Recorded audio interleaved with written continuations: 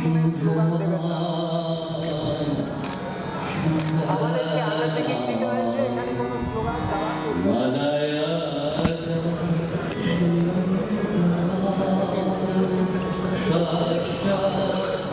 Now I will introduce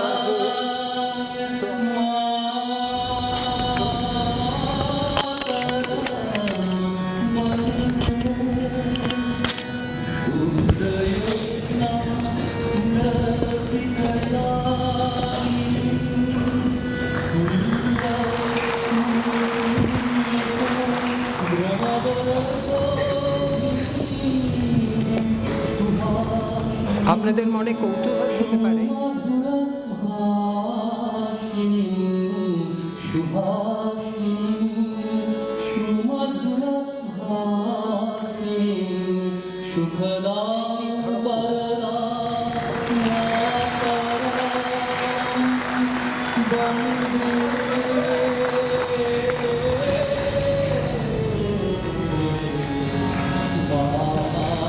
we will felicitate the editor.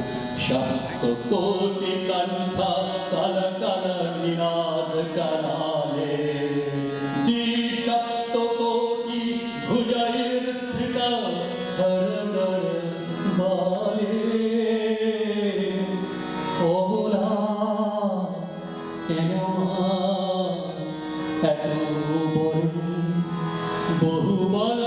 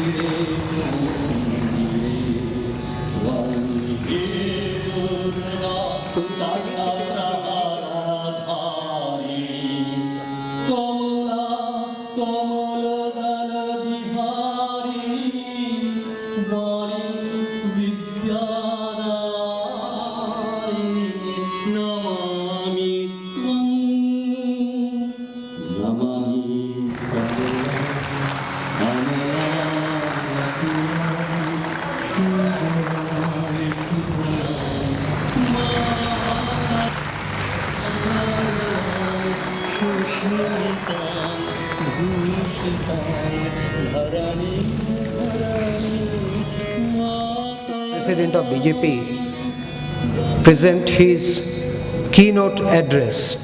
For your information, this book that is being released today here, the foreword of the book has been written by Sri Amit Shah. So he is closely associated with the book. And I would also like to inform you that this is for the first time the book is being released in Kolkata, considering that Kolkata is the Janam Bhumi and Karam Bhumi of Dr. Sama Prasad Mukherjee. श्रद्धेय भैया जी, जम्मू कश्मीर के उप मुख्यमंत्री श्रीमान निर्मल सिंह जी, श्रीमती महुआ धर जी, श्री प्रभात झा जी, इस पुस्तक के संकलनकर्ता श्रीमान देवेश खंडेलवाल जी, उपस्थित सभी कलकत्ता और बंगाल के वरिष्ठ जन, भाइयों और बहनों, आज वैसे तो एक छोटे कार्यक्रम में पुस्तक का लोकार्पण होने जा रहा है, मगर हॉल के अंदर, सभागार के अंदर जो संख्या है और पुस्तक के अंदर जो पृष्ठ है, उससे इस घटना का कभी मूल्यांकन नहीं हो पाएगा। इस पुस्तक के अंदर जो इतिहास है वो इतिहास बड़ा महत्वपूर्ण है। और वो इतिहास ये है कि जिस पत्रों ने, जिस लेखों ने, जिस भाषणों ने, जिस पत्राचार ने देश के साथ जम्मू कश्मीर को आज तक जोड़ के रखा और देश की एकता और अखंडता को सुरक्षित रखा, ये सभी लेखों को डॉक्टर श्यामा प्रसाद मुखर्जी के आज संकलित करके पुस्तक के रूप में उसको प्रकाशित किया जा रहा है। मैं मानता हूं कि देश की एकता और अखंडता के लिए ये बहुत महत्वपूर्ण पुस्तक है। मित्रों, डॉक्टर श्यामा प्रसाद मुखर्जी का नाम आते ही कश्मीर से कन्याकुमारी और असम से गुजरात तक पूरे देश में जहां हुए बलिदान मुखर्जी वो कश्मीर हमारा है, ये नारा सबके मन मस्तिष्क में याद आ जाता है। कश्मीर और श्यामा प्रसाद जी, धारा 370 का आंदोलन और श्यामा प्रसाद जी, एक देश में एक विधान, एक प्रधान और एक निशान, ये आंदोलन प्रजा परिषद का और श्यामा प्रसाद जी उसको कभी अलग नहीं कर सकते। मगर सिर्फ कश्मीर की दृष्टि से श्यामा प्रसाद जी के देखेंगे तो मुझे लगता है कि ये महान व्यक्तित्व के साथ बहुत बड़ा अन्याय होगा। श्यामा प्रसाद जी, स्वाभाविक रूप से उनकी शहीदगी जम्मू कश्मीर आंदोलन के लिए हुई, इसलिए जम्मू कश्मीर के साथ उनका नाम जुड़ गया। मगर श्यामा प्रसाद जी एक सुप्रसिद्ध शिक्षाविद थे, एक प्रशिक्षित वकील थे, प्रगतिशील विचारक थे, जन्मजात राष्ट्रभक्त थे, एक फाइटर थे, एक राइटर थे। अनेक प्रकार से जब देश आजाद हुआ उसके बाद अनेक प्रकार से उन्होंने अनेक क्षेत्रों में योगदान दिया था। 35 साल की आयु में ही वो कोलकाता विश्वविद्यालय के सबसे युवा कुलपति बने। सच्चाई और राष्ट्रभक्ति पर उनका जो आग्रह था, वो आग्रह इतना अटूट था कि उनके विचारों की स्वीकृति कितनी है उस पर वो कभी नहीं देखते थे, वो विचारों के अंदर सत्व कितना है उस पर ही देखते थे। जवाहरलाल नेहरू के पहले सर्वपक्षीय प्रधानमंत्री मंत्रिमंडल के अंदर वो मंत्री बने, देश के प्रथम उद्योग मंत्री बने। और जब काम करते करते लगा उनको कि एक नए बने हुए देश की, आजाद हुए देश की जो नीतियां बन रही है, वो नीतियों की दिशा कहीं ना कहीं गलत है। ये नीतियां पूरी पाश्चात्य असर से, पाश्चात्य विचारधारा से प्रभावित नीतियां है और इस नीतियों पे अगर देश लंबे समय तक आगे चल गया तो देश भटक जाएगा। इस नीतियों की जो नींव रखी जा रही है, देश की शिक्षा नीति, देश की कृषि नीति, देश की अर्थ नीति, देश की उद्योग नीति, देश की विदेश नीति, देश की रक्षा नीति, ये सारी नीतियों के मूल में कहीं ना कहीं पश्चिम की विचारधारा का प्रभाव है। और उसी के कारण और जम्मू कश्मीर के भारतीय संघ के साथ विलय की जो प्रक्रिया हुई उसके कारण उनके गहरे मतभेद हुए। और उस जमाने में पहली बार आजादी के बाद किसी व्यक्ति ने सत्ता छोड़कर सिद्धांतों के लिए काम करने का आग्रह किया। उसका पहला उदाहरण अगर देश में उपलब्ध है तो डॉक्टर श्यामा प्रसाद मुखर्जी। मैं कश्मीर की बात पर बाद में आऊंगा, मगर नेहरू जी से अलग होने के बाद उन्होंने सोचा कि अगर इसी प्रकार से देश चलता रहा तो देश गलत दिशा पकड़ लेगा। और उस वक्त कांग्रेस का सूर्य मध्याह्न में तपता था। जवाहरलाल नेहरू जी के ऊपर उनके विरोध में एक शब्द भी बोलना किसी को गवारा नहीं था। आजादी के आंदोलन का पूरा यश कांग्रेस के अकाउंट में जनमानस के अंदर जमा हुआ था। उस वक्त उन्होंने एक सोचा कि एक नई पार्टी बनाई जाए और जो पार्टी इस देश की मिट्टी के सुगंध से बने हुए विचारों और नीतियों के आधार पर देश की नई नीतियों का निर्माण करे। संघ के अधिकारियों के साथ चर्चा कर कुछ अच्छे स्वयंसेवकों को साथ लेकर जनसंघ की स्थापना की। और उस वक्त मित्रों कहीं दूर दूर तक जनसंघ कभी एक म्युनिसिपैलिटी में भी सत्ता पा सकती है, ऐसा किसी को कोई विचार नहीं आ सकता था। पंचायत से पार्लियामेंट तक एक छत्र कांग्रेस का राज था। उस वक्त एक महामना ने, एक महान आदमी ने एक विचार किया कि सत्ता सुख भोगने का समय नहीं है, देश को सच्ची दिशा दिखाने का समय है, देश की नीतियों को आकार देने का समय है। और इसलिए कुछ स्वयंसेवकों के साथ उन्होंने जनसंघ की स्थापना की और जनसंघ ने एक नीति पर अपने विचार व्यक्त करना शुरू किए। उस वक्त उस विचारों का शायद महत्व न होगा, उस वक्त शायद उस विचारों ने इतना प्रभावित भी नहीं किया। नीतियां तो जो कांग्रेस ने बनाई वो ही बहुमत के आधार पर बनी, मगर आज वो नीतियां, मुझे भरोसा है कि एक लंबे समय तक देश का मार्गदर्शन करने वाली, देश की नीतियों का दिशा दर्शन करने वाली नीतियों का एक फाउंडेशन, एक नींव बनने वाली है। और उसका संपूर्ण श्रेय जाता है तो श्यामा प्रसाद मुखर्जी और उनकी पहली जनसंघ की टीम को जाता है। दीनदयाल जी, अटल जी, अडवाणी जी, सुंदर सिंह भंडारी, कुशाभाऊ ठाकरे, जगन्नाथ राव जोशी, न जाने कितने कितने युवा स्वयंसेवकों के साथ उन्होंने जनसंघ के काम को शुरू किया और विस्तार करने का काम किया। और ऐसे साथी खड़े किए जो पूरा जीवन का क्षण क्षण और शरीर का कण कण सिद्धांतों को समर्पित करते हुए मां भारती के चरणों में अपना जीवन समर्पित किया। आजादी के तुरंत बाद ये पार्टी शुरू हुई। शहीदों को इस देश में सम्मान मिलता था, मिलना भी चाहिए, आज भी मिलना चाहिए, हमारी परंपरा है और उसी में से ही राष्ट्रभक्ति की प्रेरणा मिलती है। मगर देश के लिए मरने वाले शहीदों के तो बहुत उदाहरण थे। एक उदाहरण श्यामा प्रसाद जी भी बने, मगर श्यामा प्रसाद जी की प्रेरणा से देश के लिए जीने वाले युवाओं की एक फौज खड़ी हो गई जो केवल और केवल देश के लिए पूरा जीवन जिए। ऐसे कार्यकर्ताओं की फौज जनसंघ के अंदर उन्होंने खड़ी की और उसी का नतीजा है कि 10 युवाओं के बीच में जिस स्थापना की थी वो जनसंघ पक्ष नाम परिवर्तित कर आज भारतीय जनता पार्टी बना है और विश्व का सबसे बड़ा राजनीतिक संगठन बना है। और उसी तपस्वियों का तप है कि आज देश की जनता ने पूर्ण बहुमत से देश में भारतीय जनता पार्टी को शासन करने का मौका दिया है।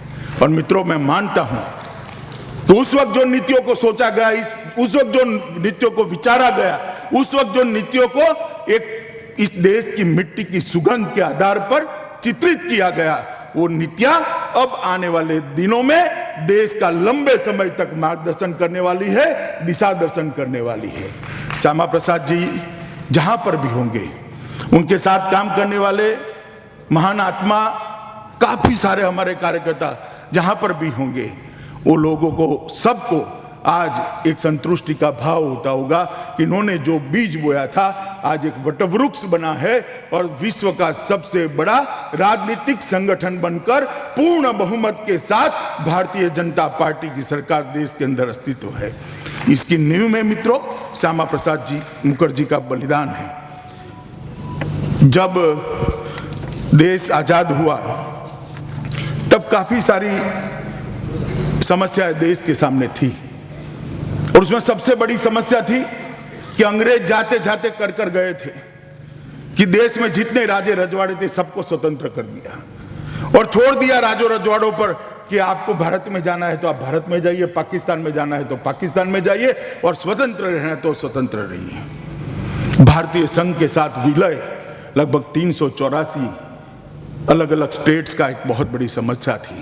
गांधी जी ने एक बहुत अच्छा निर्णय किया कि उसका काम उन्होंने तत्कालीन गृह मंत्री सरदार पटेल को सौंपने का निर्णय किया और सरदार पटेल ने पूरे देश के राजे रजवाड़ों को, सारे स्टेट को एक कर एक मजबूत अखंडित भारत की रचना करने का प्रयास किया। मगर कश्मीर का मसला सरदार के पास नहीं था। मैं आज निसंकोच कहना चाहता हूं, अगर कश्मीर का मसला सरदार पटेल के साथ होता तो आज कश्मीर समस्या ना होता, बाकी सब राज्यों की तरह कश्मीर इस देश का एक रस हिस्सा होता। कश्मीर की समस्याओं को जवाहरलाल जी को सौंपा गया और वहीं से समस्या की शुरुआत हुई। समस्या ही वहीं हो गई। इन्होंने अपनी तुष्टीकरण की नीति के कारण एक बहुत बड़ी गलती कर दी और दिल्ली एकॉर्ड को उन्होंने अस्तित्व में लाया। और उसी के कारण मित्रों आज कश्मीर में जो थोड़ी बहुत भी समस्या दिख रही है वो हमें ध्यान में आ रही है। एक जब देश आजाद हुआ तब देश के सभी राजों रजवाड़ों को एकत्रित करने की जो प्रक्रिया हुई उसमें धारा 370 का उपयोग होता था। बहुत एक मिथक है कि धारा 370 सिर्फ कश्मीर के लिए थी, ऐसा नहीं है।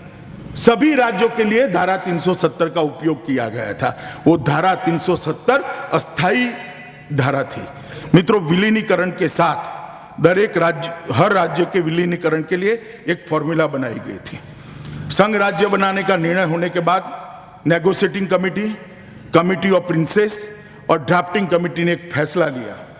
उन्होंने हर राज्य में एक संविधान सभा की रचना करने का निर्णय किया और संविधान सभा को 3 काम करने थे। एक तो वो राज्य का संघ के साथ, भारतीय संघ के साथ विलीनीकरण करना था, भारतीय संविधान को उस राज्य में इंप्लीमेंट करना था और धारा 370 को हटा देना था। ये 3 काम करने के लिए ये कमिटी बनी थी। मगर जब कश्मीर का सवाल आया उस वक्त युद्ध चल रहा था और युद्ध के कारण कश्मीर की संविधान सभा ही नहीं बन पाई। और कश्मीर की संविधान सभा जब नहीं बन पाई तो मित्रों कश्मीर के अंदर से धारा 370 को हटाने में थोड़ी देर हो गई और वो अस्थाई कलम लंबे समय तक चालू रह गई। इसके कारण एक भ्रांति खड़ी हो गई कि धारा 370 स्थायी है। आज भी जिसको भी देखना है वो कॉन्स्टिट्यूएंट असेंबली की चर्चा देख ले। आयंगर महोदय ने बहुत स्पष्ट कहा था क्योंकि कश्मीर में संविधान सभा का अस्तित्व नहीं है इसलिए अस्थायी रूप से धारा 370 को हम लागू करते हैं। और उसके बाद में नेहरू और अब्दुल्ला के बीच में जो बातचीत हुई उसमें कश्मीर एकॉर्ड आया और ये दिल्ली एकॉर्ड ने कश्मीर को एक महत्व अलग प्रकार से दे दिया। इसके कारण आज मसला यूएनओ पड़ा है।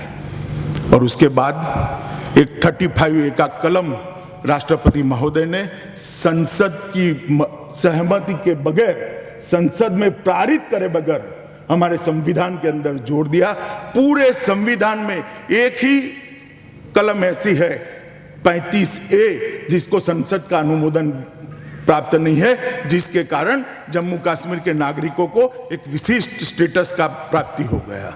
और वहीं से जम्मू कश्मीर की समस्या शुरू हो गई। जब जम्मू कश्मीर की समस्या शुरू हुई तो प्रजा परिषद ने आंदोलन किया और प्रजा परिषद के आंदोलन, पंडित प्रेमनाथ डोगरा ने जो आंदोलन किया वो आंदोलन को श्यामा प्रसाद मुखर्जी ने बहुत मजबूती से उसका समर्थन किया। दुनिया भर में कई प्रकार के राजनीतिक आंदोलन हुए मगर प्रजा परिषद का आंदोलन अपने आप में एक अनूठा आंदोलन था। हर राजनीतिक आंदोलन किसी देश से कटने के लिए, अलग देश मांगने के लिए, अपने आप को स्वतंत्र करने के लिए होते हैं। प्रजा परिषद का आंदोलन अपने आप को देश के साथ जोड़ने के लिए विश्व में सबसे प्रथम आंदोलन था। मित्रों, उन राष्ट्रभक्तों ने दूरदर्शिता के साथ जो आंदोलन को शुरू किया उसको श्यामा प्रसाद जी ने समर्थन किया। और जब श्यामा प्रसाद जी सत्याग्रह करने के लिए जम्मू की धरती पर पैर रखे तब उनको अरेस्ट कर लिया गया और जेल के अंदर उनकी निर्मम हत्या कर दी गई। और आज़ादी के बाद इस देश में देश की युवा पीढ़ी को प्रेरणा देने के लिए शहीद होने का सबसे पहला गौरव अगर किसी को प्राप्त हुआ है तो वो स्वर्गस्थ श्यामा प्रसाद मुखर्जी को प्राप्त हुआ है। आज़ादी के बाद सबसे पहले शहीद डॉक्टर श्यामा प्रसाद मुखर्जी हुए। मैं मानता हूं कि आज वही पुण्यात्मा के आशीर्वाद से जम्मू कश्मीर के अंदर राष्ट्रवादी शक्ति बलवत्तर होकर आज सत्ता में हिस्सेदारी लेकर बैठी है और आज देश के अंदर भारतीय जनता पार्टी की सरकार भी बनी है।